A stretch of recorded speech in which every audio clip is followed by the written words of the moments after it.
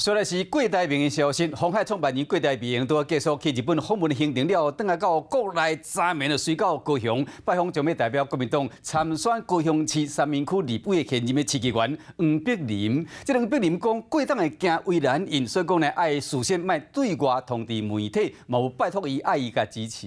两个人就是针对台湾甲高雄发展有一寡交流。毋过呢，三民区一向是绿营较赢面，即摆郭党啊直接就到绿营票仓伫请益，到绿营议员讲，这每班条啊卡嘛班唔对所在。毋过咧，市长但今嘛是讲正环境。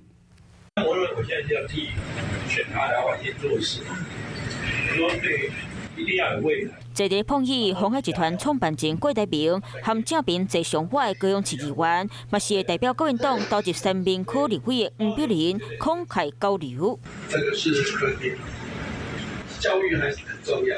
这场拜会无见任何伫咧现场的媒体，因为郭台铭昨暝是偷偷来到高雄领票仓，主动来遮指导请教。第一个，他就跟我说不需要通知媒体；第二个，他也没有拜托我要支持他，但是。我想，我们来讲，就是透过一个平台，让更多的人能了解、认识他。热贴大家拜访，不过行程煞过，郭台铭就伫咧内面册铺文，讲家己和黄碧林讲到民众伫咧生活中拄到困难，嘛谈到未来高雄的发展，敢若有意思想要甲对方涨关系。不过其实这一摆伊来到三民区，一样是绿营优势区，绿营议员就讲伊找唔到所在啊啦。他呢应该要指导新北市侯友宜的大本营。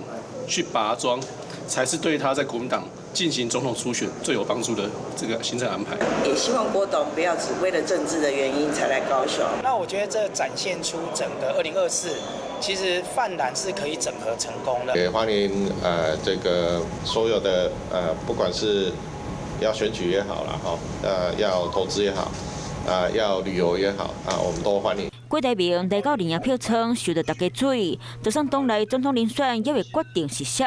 郭党行为嘛是叫外界感觉讲，伊是伫咧替2024大会做准备。